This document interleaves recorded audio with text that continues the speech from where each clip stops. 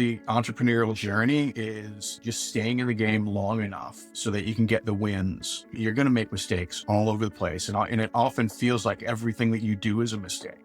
I was living and working with Don. We shared an apartment. We shared an office. We were trying to take college students and get them to go into your home to teach you how to use your computer. And we started the business on an absolute shoestring budget.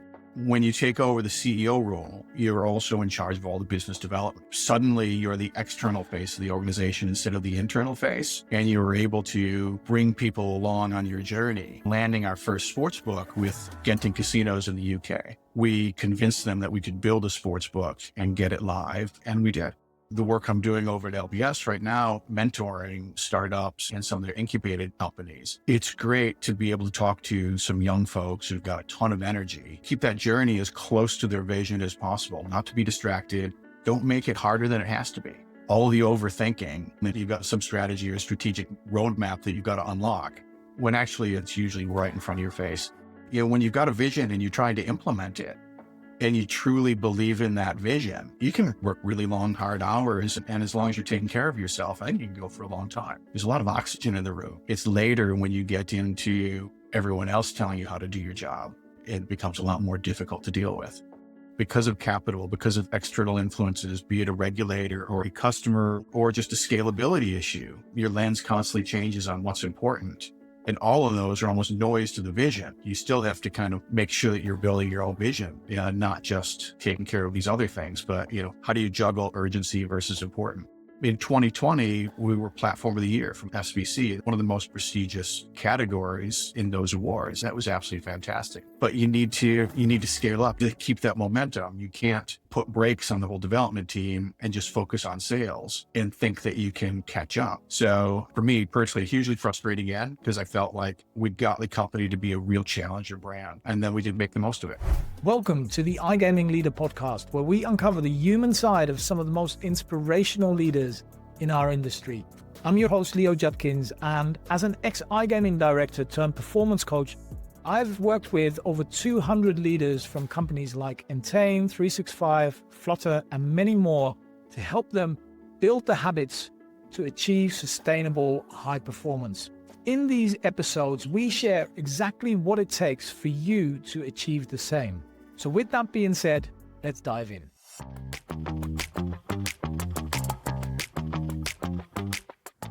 Hey everybody, welcome to the iGaming Leader podcast. Today, I'm joined by a guest who has spent 25 years building B2B platforms in gaming, pioneered player proposition betting, co-founded GAN, which later went public, then 15 years as CEO for FSB, scaling 30 to 40 brands before a private equity exit and sales to every matrix, raised many different funding rounds, survived regulatory crisis, and navigated 3 startups through really difficult moments. Now, entrepreneur mentor in residence for the London Business School. But the most interesting part, I think, David, is not what's on your LinkedIn. It's building 25 years in this industry actually looks like. So David McDowell, welcome to the podcast. Thank you. Thank you very much. Fantastic intro. And I think it really just sort of summarizes 30 years, 25, 30 years of beating my head against the wall. I've been so excited to talk to you. I really wanted to kind of start with your early beginnings of where you started all those years ago, which was like before everything, right? Before the internet, really helping out people, even use browsers, use emails. Can you tell me a little bit more about that beginning and what it felt like to build something that wasn't even there yet? First entrepreneurial venture that you're referring to was right out of business school. So I went to business school in 93 to 95 and set up a business called SOS, so Student On-Site Solutions, immediately afterwards with a colleague of mine, Don Matthews. It was actually his idea. And I worked on it with him as a new venture development class. And he said, let's start it. He was in Toronto and I'm from Michigan. So it was right next door. And very early days, so 1995, we were taking students and sending them into your home to teach adults how to use a browser, how to set up an email. I look back on it very fondly. It was basically all in. I was living and working with Don. So we shared an apartment, we shared an office. And, today, I guess you'd describe it as a two-sided marketplace. Back then, we were trying to take college students and get them to go into your home to teach you how to use your computer. And, now you'd look at it, you've got 2 sides of that marketplace. You've got the labor of the students and you've got the customers. How do you find the customers? And we started the business, I think, on something like $35,000 that Don and I both put in personally. It was an absolute shoestring budget. But I've got to say, I got a LinkedIn request literally yesterday from one of our, we call them consultants, that would send them around. And the kid was in high school when he was doing it. He was our best consultant. So that meant he probably got about 5 hours a week that we could get jobs for him, because we didn't have any marketing budget. We were going on the radio to try and drum up some business. And he looked back on that really fondly. It wasn't the lack of hours. He was the only kid in high school that had a pager, which was, kind of set him apart from the crowd. Kind of that historic view of the internet as well. Most people don't even, they don't remember, or probably weren't even there.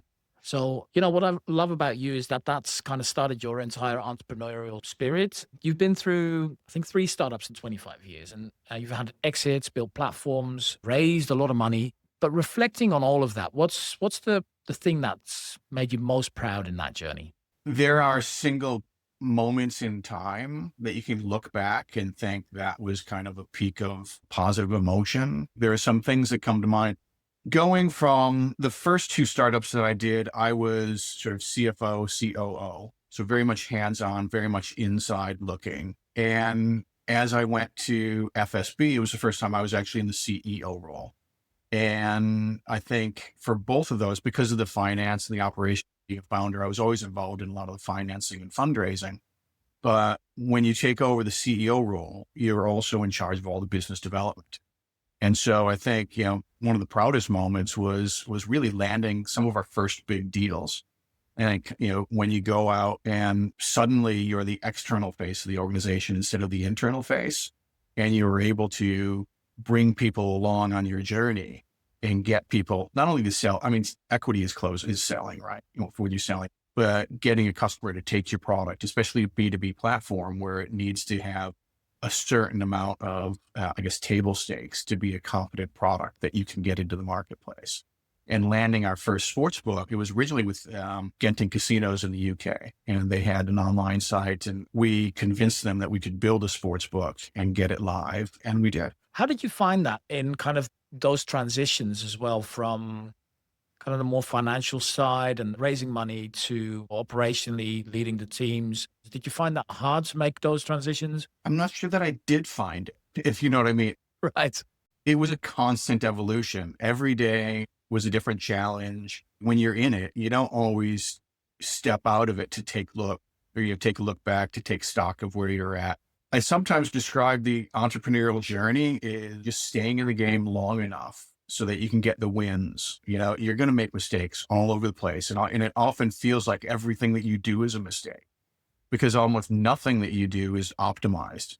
There's always something. You're trying to go at a goal, but you've got to go take this customer over here. It's not quite the right customer, but you justify it because it'll get you a little bit further along. It'll drive some revenues. It'll build your reputation. And, you think there's a straight path from point A to point B, but it's all over the place. It ties into the work I'm doing over at LBS right now, mentoring, startups and some of their incubated companies. It's great to be able to talk to some young folks who've got a ton of energy and to just help them keep that journey as close to their vision as possible, not to be distracted, prioritizing the work. And you just don't make it harder than it has to be. It's actually all the overthinking, thinking that you've got some strategy or strategic roadmap that you've got to unlock, when actually it's usually right in front of your face.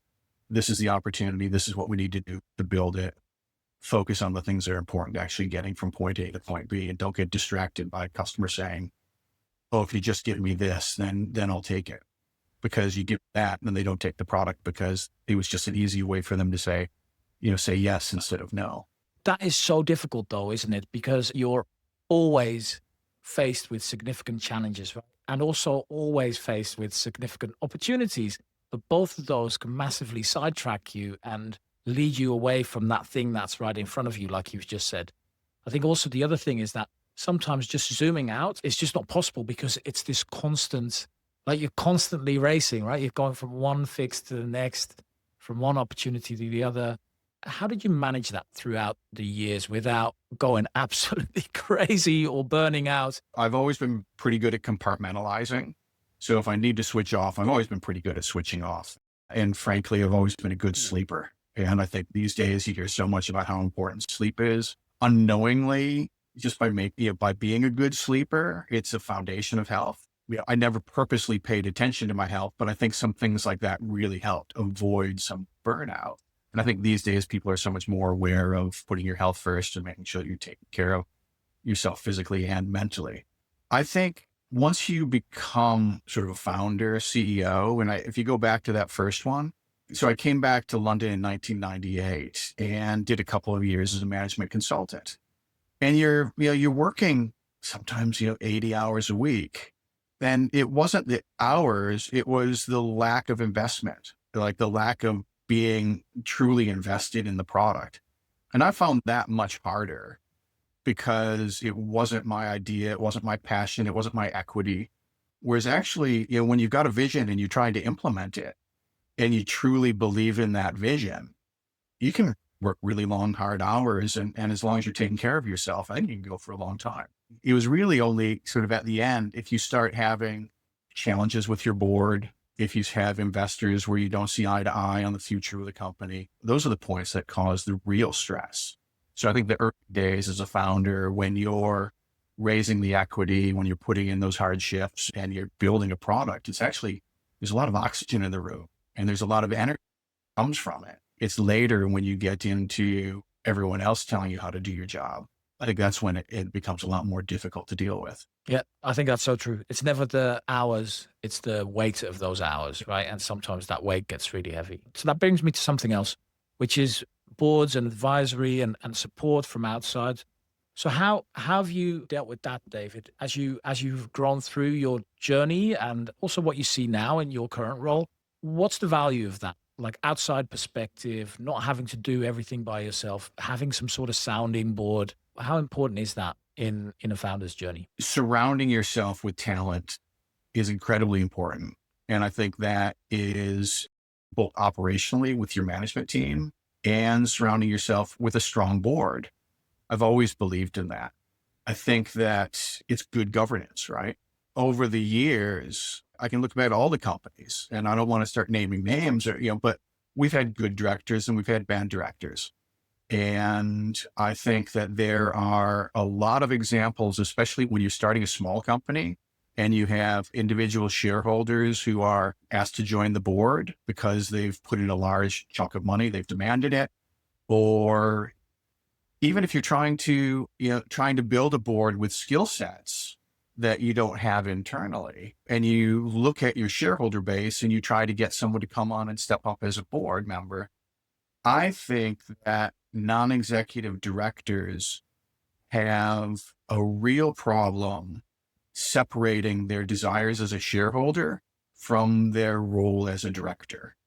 And I've seen significant damage done to organizations because non-executive directors are incapable of acting with, the best interests of the organization first.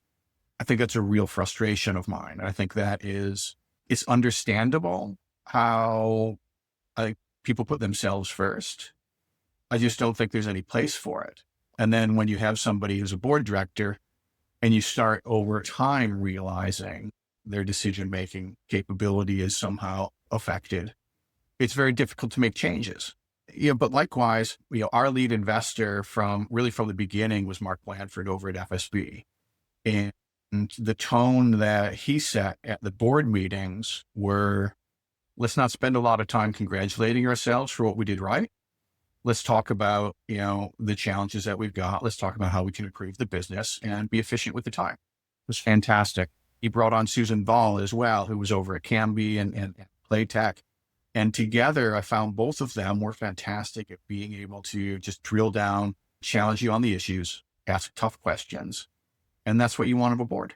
Over the 25 years, you've dealt with different board members, different board dynamics. And of course, there's going to be toxicity there. There's also going to be real drive and energy or oxygen in the room, like you said. What have you learned about dealing with different types of people that perhaps have different types of interests, like you said, short-term shareholder value, whatever that is? So what are some of the things that you've learned from that perhaps people listening could go, okay, I've got this really difficult person here, or I've got this really helpful person here.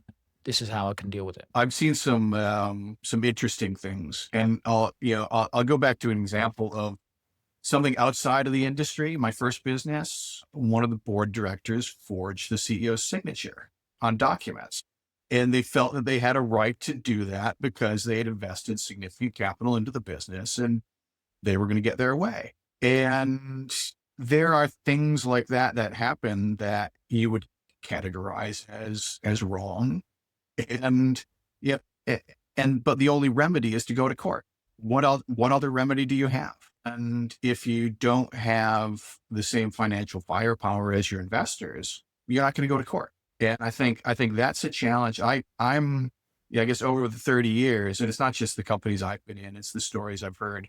There's a lot of shenanigans that go on at the board level. There's another company I'm talking to that, they went public and had to go into administration because one of the investors was going on the chat boards as 4 or 5 different personas and like pumping and dumping the stock. Yeah, I think it's that kind of distraction that a founder CEO can do without. You choose your board members carefully, choose your investors carefully. It's a lot easier said than done because when you're out there trying to raise money, you're knocking a lot of doors and you're just hoping for a yes. And somebody, I never, kind of understood why people would say, careful who your investors are, because I thought they make the investment, they write the check, and you can run the business. That's the farthest thing from the truth. I think I'm really pleased with what I was able to do for many years at FSB because I was able to raise money from a wide group of investors, able to, prevent any kind of one group building up power at the board with very good dynamic. And that worked for many years. And as soon as that dynamic changed, all of a sudden the board was telling us what to do operationally. And, and without the expertise, without the knowledge of actually what you're doing day to day, it messes up companies. Very true. And we've all seen these horror stories, right? So let's put ourselves in the shoes as, a business that's desperate for money, running out of runway, needs that investment, and finally gets a yes. Like, what do you do in a position like that, where you really need to do your due diligence on finding the right investment? Because we are built to prefer short-term benefits over long-term solutions. The entire industry is built on that. So how do you prevent that, when you really need that money to survive? Don't put yourself in the position in the first place. The other night I had sort of a young entrepreneur asking me the question, he's got some traction and should he be focusing his efforts on scaling out the business and driving revenue growth, or should he be putting his effort into building new features for his customers and getting that customer feedback up? And it was a great question, but you can't answer things like that externally. Like I can't tell him because I don't know his product, but I also don't know his runway. Because again, you're not just making decisions that are the right thing to do for the operations of the business. You're making those decisions in the context of how much capital you've got. I always wanted to build a competitive sports betting platform, but early days, I knew that we had to build something of a more minimum viable product. We started with some real-time fantasy football ratings for players. And at one point, we needed to get a gaming license, a pools betting license, so that we could start running some of these products ourselves. And it was going to take a significant amount of our leftover capital. You've got to make some of those decisions where your burn rate's going to double as soon as you make a decision, your runway gets cut in half, and you're immediately into the cycle of fundraising. And we'd go, maybe 9 to 12 months between fundraisers. And you just can't, you've got to find a way to break that cycle of I'm working on the product, I'm selling the product, now we're delivering the product, and then I'm raising more equity. And, you get into this cycle where a little bit more equity allows us to add some more features, add some more sales, and get to the next milestone. And I don't think there's any right answer. If you raise too much capital, you dilute yourself too much. But if you don't raise enough capital, then it's a really long, slow grind. And I think actually entrepreneurs today are in a fantastic position. Certainly in the gaming industry, now there's capital available if you go to America, whereas, pre-2018, it wasn't available at all. You've also got tools where one person who really understands the product that they want to put out can use AI tools and mock things up, get a minimum viable product to market and show traction and get that share price up before they need to raise capital.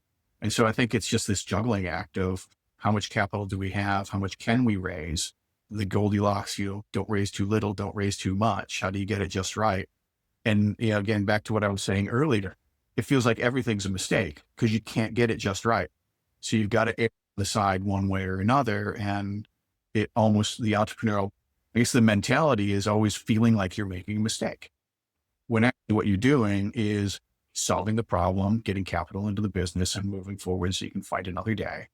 And, if you believe in the product and you believe in the vision, then you take the money and you work it out. Or if you aren't really convinced on the product and the vision, and maybe you're not raising money because the product's not there, maybe you listen to the market and you decide that you're going to stop this thing, maybe come back to it later, maybe pivot in some way. I love how you started that out as well, starting with propositions and having this big vision, but starting with one feature, one aspect of that bigger vision, and then slowly getting closer and closer to that eventual vision.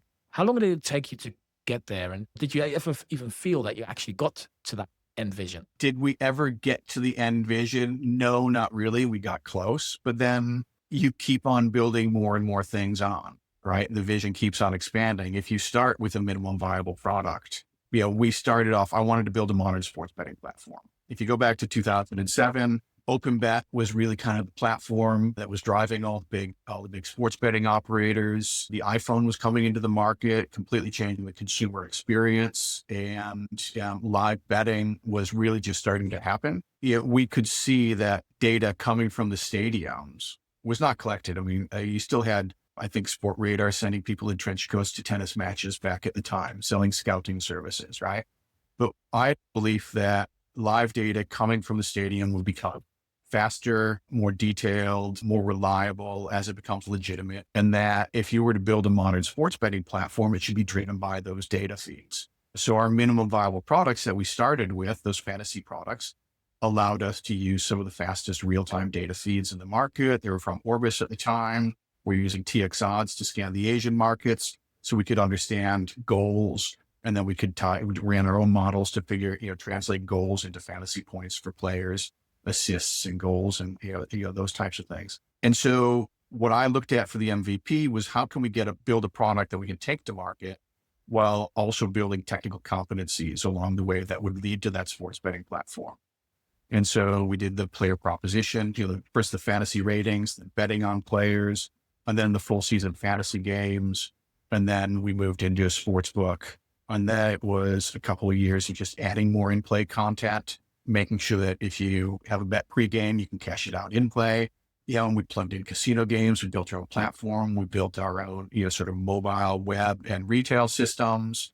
Every year there's something more to build on. And did we ever get there? No, we never really built a strong US product with the US player proposition markets. And there's always a roadmap. And I think everyone's roadmap is always as long as you can see. I remember how we had a mobile department and an in-play department and all of that. So it's crazy when you think back to it now. The prioritization there is super difficult, right? So how do you prioritize what kind of products, features you implement? How do you recovering from technical debt versus new features and revenue? I think that's always a really difficult internal discussion as well with many different stakeholders, not just as a CEO kind of going, this is what we're going to do. It's you need input from many different areas.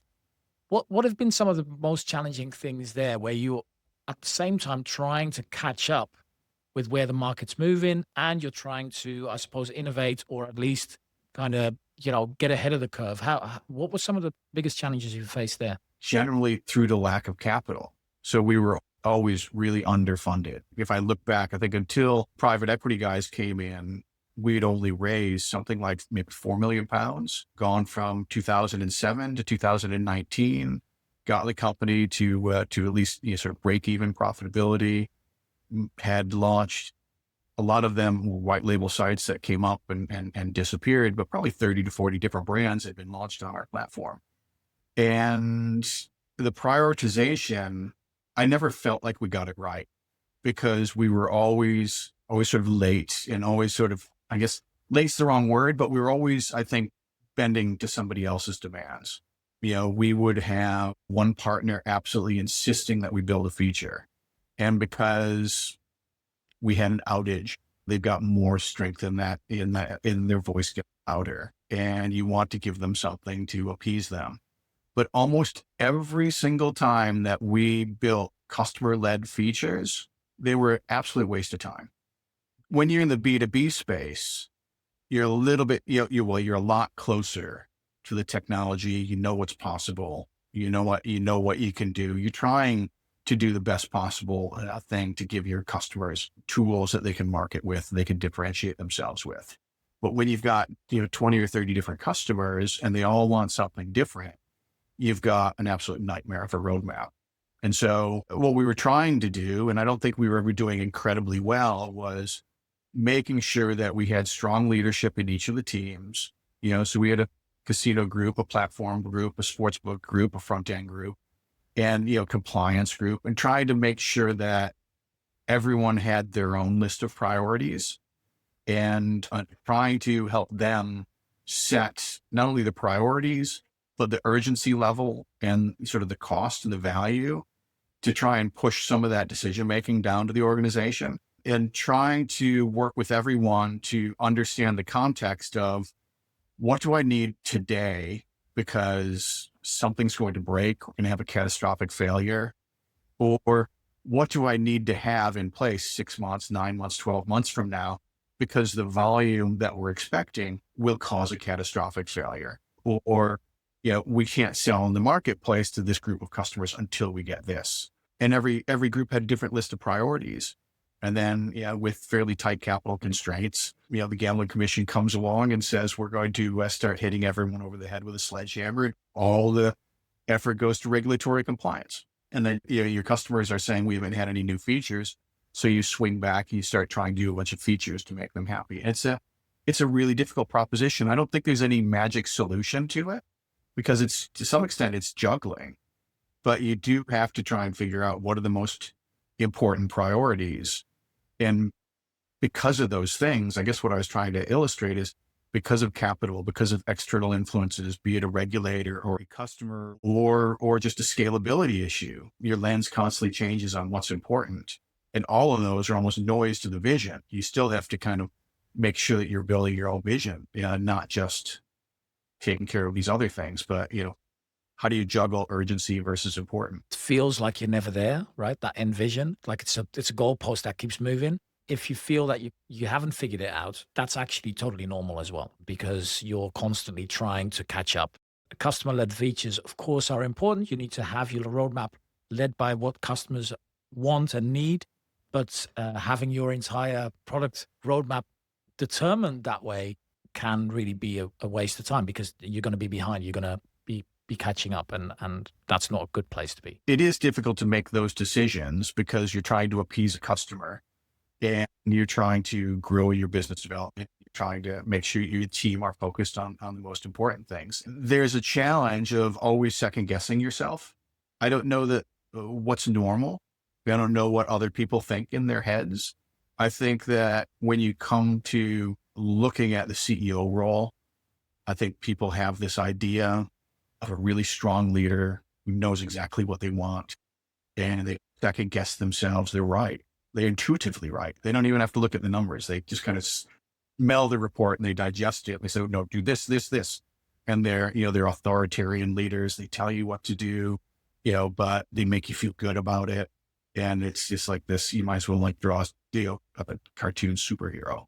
But the reality is that, I think the human nature is to second guess yourself, or, in certain personalities. I know with mine, it's always, kind of second guessing. And what it does is it leads you to not take decisions fast enough. I think eventually you start learning how other people view you as a leader, and, rightly or wrongly. I think it's important that when you are leading people, everyone's got a different leadership style, right? Everyone's completely different.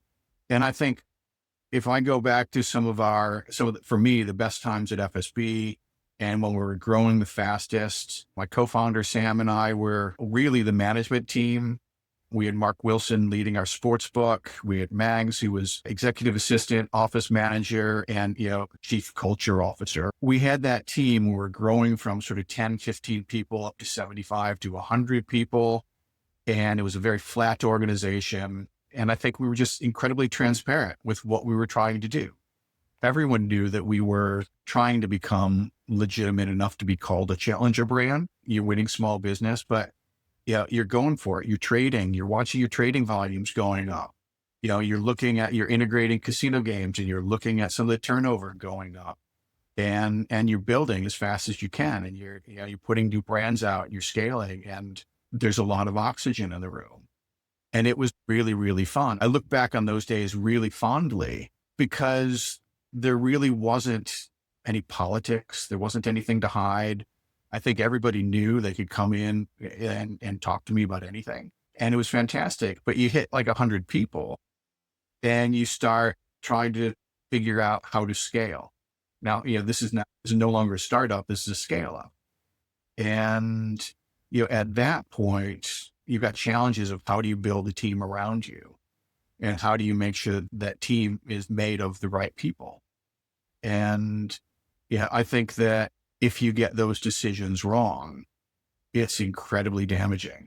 And I did get some of those decisions wrong. I got some of those decisions right. I got some of them wrong. And I think that if I just kind of look back on some of the most challenging decisions I've had to make or have failed to make in time over my career, it's usually about knowing in my gut that something is wrong, that someone is wrong for the organization, not necessarily their skills. In fact, I don't think it's ever been because of their skills.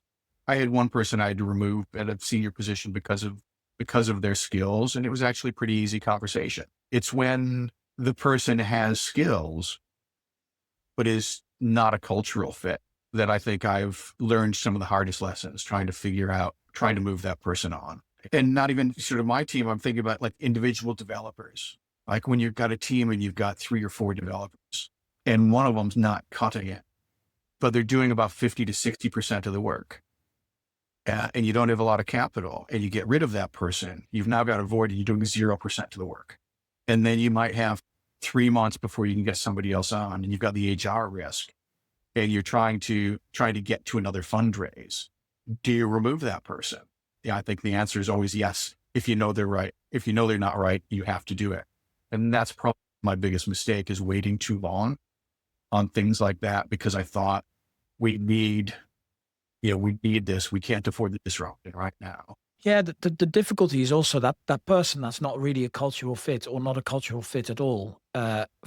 It's not really hard facts, right? It's not a KPI that you can point at that where you can fire somebody over.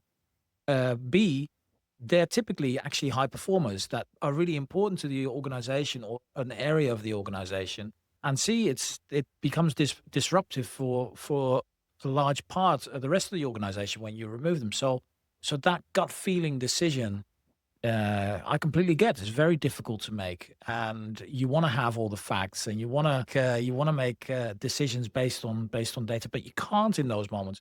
And I think that kind of goes to some of the truths in ownership, entrepreneurship, CEO. We've got to make decisions all the time without having all of the information. That's a very hard thing for a lot of people. What have you learned about that over time? Not always having all the facts, having to make decisions with not all of the data, being wrong when you thought you were right, and, carrying the scars from that. For me, the biggest challenge has been around people. Again, like you say, you don't always have the data. You don't always have the hard facts. If people are highly performing, but, saying one thing behind closed doors and you're getting a sense of something else from the rest of the team. With FSB, we had people costs, we had data costs, and we had office space. Those were our costs, right? There really weren't a lot of decisions you could get wrong. There really weren't a lot of opportunities to make mistakes because, in some cases, we were really early buyers for data feeds that were kind of coming out, and you just kind of negotiating a deal and trying to get it at the best price. And often for a startup, you can get a favorable price. So really, for me, it was really all about the people and about the timing of new hires. And again, I don't think I got much right. Actually, my father used to have an analogy about the golf swing. There's this perfect golf swing and everybody has it, but you do a little bit wrong here, you do a little bit wrong there, you lose a little bit of energy here, and you end up, hitting the ball 150 yards off into the rough instead of 300 yards. And you're only off by a little bit here and a little bit there and a little bit there. And, I think that's kind of the entrepreneurial journey. If you're just keeping the ball in play, if you're moving it forward, if you're advancing it towards the goal, that's a good thing. But every single swing, you're losing and leaking some energy. It's almost like I was mentioning before with the fundraising. You can never raise exactly the right amount of money at exactly the right time, minimizing dilution, but maximizing the runway and just nailing it, because you don't know, right? The budgets change, the timelines are going to change. The assumptions of when you can bring revenue in are going to change. Every decision that you make feels suboptimal. It feels like you're making the absolute right decision at the time, but when it plays out, it's almost always suboptimal. And I think just being okay with that, coming to grips with, that's just operating in an environment where there's a lot of uncertainty. And if you can have a vision, if you can have a strategy that you're trying to execute and have that, make sure that you're always making the decisions on that. I think more importantly, making sure that you've got a team which are aligned and share that vision, understand it, so that their decision-making can be aligned with it. Then you're building a high-performing organization. If you've got a CEO that's keeping that vision in their head and not sharing it, nobody can make a decision on their own. And you end up, you need to tell everybody how to fix their work. You didn't give them the guidance and you didn't give them the, sort of insight. And I guess you're staying on that, like that theme of challenges. I think one of the things that I always strive to be a bit better at, but have kind of learned is really important along the way, is giving people feedback. Yeah. And you're not just giving somebody criticism. Yeah. You're not just going and telling something how they've done something wrong. You're letting them know how you want something to be done so that it can better align with all the goals of the organization. The one example of some really valuable feedback I got really early in my career, as an engineering student, I had an intern program. I was on an intern program, and one of the industrial engineers came up to me and said, "Dave, guess what? You're the intern. You get this really shit job. There's going to be a lot of data entry for the next 2 weeks. You're going to literally take these numbers and type them into the computer. But let me tell you why we need this data in a spreadsheet and what we're going to do with that data once we're able to analyze it." I was very happy to do one of the most boring jobs for the next couple of weeks, just entering data, because he had taken the time to acknowledge that the job was less than fun, to show me how they were going to use the output, and to tell me why it was important. If you can give people feedback along those lines, if you can kind of understand what they're doing, understand the challenges, why they might have made a mistake because they're dealing with imperfect information, that's okay. We just want to make sure that, what they're doing, they've got some sort of clear guidance on what they are doing. Yeah, it needs like your job needs to be something that you understand contributes to the bigger why of the organization, right? And I think that's something, instead of just following process, that's the core motivation for someone. So really, really good advice. There are moments as a CEO where you carry something really heavy, right? We were talking about, it's not about the hours, it's about the weight of those hours. And there are things that often you can't really talk to anybody about. Your wife probably heard you talk enough about work. Your friends don't necessarily run a business. Your employees would freak out if you would tell them. Like in those kind of moments, David, who do you actually turn to? Or who did you turn to? I am not really sure that there really was anyone that I'd turn to. I've got a couple of friends who are in banking or in private equity, and if there's a very specific problem, something that they would understand or have some advice on, that's great. I think the biggest challenge is like the way you describe those situations. I tried to be as transparent as possible with the whole team, but there are moments when you're fundraising where you need to smile and put on a brave face for the organization when you're looking at the numbers thinking, I've got 6 weeks to get this fixed, and you can't share that, right? And there's nothing worse, like when, again, once once you got the whole board involved, once you got other owners, we got the private equity guys in, and if somebody's going to be removed. Also, when I was exiting, you can't tell anybody. You can't tell anybody in advance, and your team know when you're not telling them the full picture, right? You got people that you worked side by side for 10, 15 years. They know something's going on. You kind of say, stop asking questions, please. There isn't anyone to talk to, really. Like you said, there's only so much you can bring home to your family. There's only so much you should bring home to your family as well. When it comes to compartmentalizing, it's important that you bring sort of a little bit home. They sort of share some transparency about what's going on, but not all the venting. You don't want to vent at home. That's not the proper place for it. And I was really fortunate to have a co-founder who our areas of expertise didn't really overlap a lot, but they overlapped enough that we could talk intelligently about the other person's work and area. So I think having a partner like that, it was really good. You just don't know how somebody else is thinking, what voices are going on in their head, if they're being stressed about it, or if it's, I know that you can track my smoking habits to fundraising.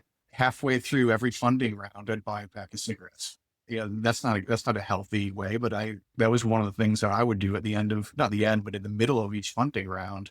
I'd end up leaving the office and walking around the block and having a cigarette. It wasn't something I would normally do. It's not just the challenges, it's also the successes, right? It's one of the first questions I asked my old CEO when I started the business is, who do you actually celebrate your successes with? I think it's just isolating sometimes. So thank you for sharing that. Last few questions, David. 2022, stepped down as CEO, up 15 years. FSB gets sold to Every Matrix, 2024.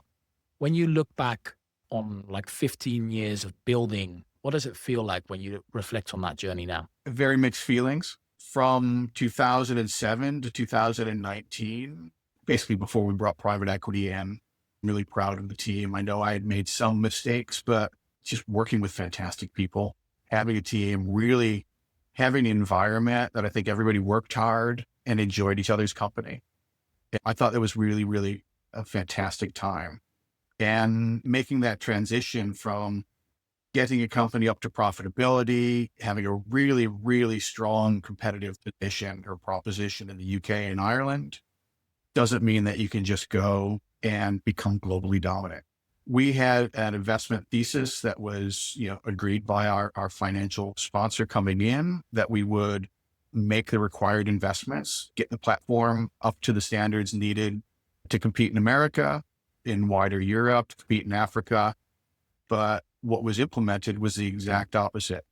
Instead of an investment into the technology and then scaling, it was, nope, we're going to do a hiring freeze. Everyone's furloughed during COVID, and they're not coming back until you've got sales. And what it ended up doing was we just losing our momentum. And then we, for the first time ever, started selling things that we didn't have. And, I really prided myself on having a business that we sold what we had. We knew what we could deliver, and we delivered, what we said we'd deliver. It doesn't mean that we didn't make mistakes along the way. Everybody does. It doesn't mean we didn't have outages along the way. We did. But I could look our customers in the eye and tell them, this is what we've got, this is what we're building, and bring them along on that journey. And I think as soon as you make that switch to just build the business development team out and go sell, and then it's a nice problem to have, you can't fix it. And I think that's really what we struggle with as an organization. It's why ultimately the business was sold. I'm not sure any customers are still on the platform today. And, what we had built in 2020, we were platform of the year from SBC. And that was a real high for us to win that, one of the most prestigious categories, in those awards. That was absolutely fantastic. We're just flying.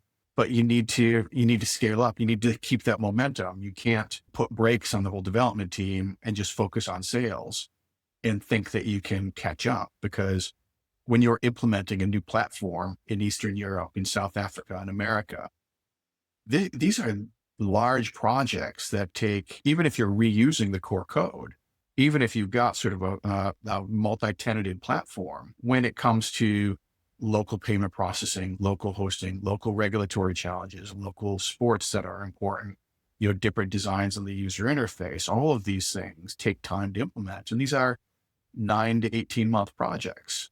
And you don't have 9 to 18 months to implement them, especially when you don't have a team and you start hiring them after the contract's signed.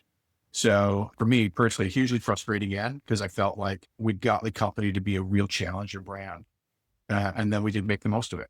Thank you for being so open and honest about that. That's some real wisdom there, because it's something that I think many businesses struggle with, right? That switch to, okay, we need to generate revenue. How do I stay honest to where the product is versus the big promises that I perhaps believe I need to make to get the sale done? And I think one of the things that FSB did really, really well, and this is the way that we integrated data feeds, ran our own models, having that technology where we could really take the best from each of the suppliers, rather than having a sportsbook, which was just, you get all your data from one supplier. I think it was incredibly unique in the marketplace. And I personally really frustrated that we didn't get to the scale that we could implement that, because I think it was a much better sports betting platform. The core, the guts of what it was, the risk management tools were fantastic. I think that the data management was second to none, but we didn't have the scale. So when the US market opened, I think quite frankly, our investors were along the lines of, we can sell to a US company, we can flip this to a US company, but we didn't have the critical mass of revenues to be of interest to be taken out at the very highest levels. Okay, my last question to you, David. So where you are today, right, as an entrepreneur mentor, if you would be able to go back to 2019 and to talk to yourself, at that point of finally reaching profitability, looking for private equity to scale, like going into a new phase of business, what would you tell yourself today if you could go back to that point in time? That's a good question. And I think it comes back to my earliest comments around boards acting in the company's best interest or acting in the individual's best interest. And the right thing for the organization to do was to raise money.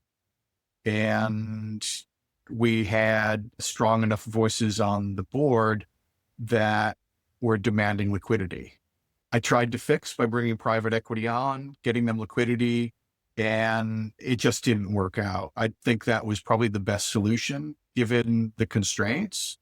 But if I go back and find a way of doing a better job of convincing the board not to try and create a liquidity event, but to actually press forward because now we're on the cusp of something, I think that was what I failed to achieve. I think if we could have kept as an independent company and brought 2, 5, 10 million pounds into the organization, we'd have a very different story. But I think it's where the wheels started to come off was, again, it's around those board level decisions.